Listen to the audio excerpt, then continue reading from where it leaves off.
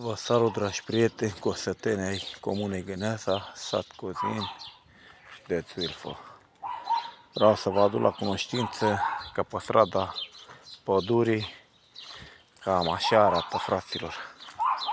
Nu știu ce s-a întâmplat cu betoanele, cu pietrișul. Uitați și voi ce este aici, mai rău ca în junglă. Fiți atenți ce e aici, fraților. Hai să vă arătăm și în stânga și în dreapta. Uitați și voi ce e aici. Uitați voi, fraților, voi. A venit cu canalizările și ne-a lăsat așa decopertați. Uite, mai are puțin să-mi cadă gardul jos. Când mă pune cu toporul pe ei să-mi bat pula în familia lor. Uite-te ce mi-a făcut aici. Ia uite-te și tu. Mai are puțin să-mi cadă gardul jos. Lasă așa, că îi arăt eu lor. Când o venit, ne-a rupt bările la mașini. Uite-te și tu.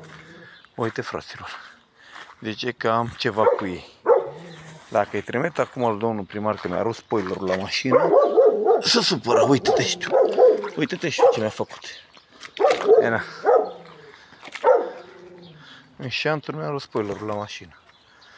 Uitați, fraților, ce e aici, na. Cam așa arată strada noastră.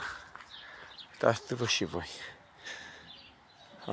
Deci că am ceva cu ei.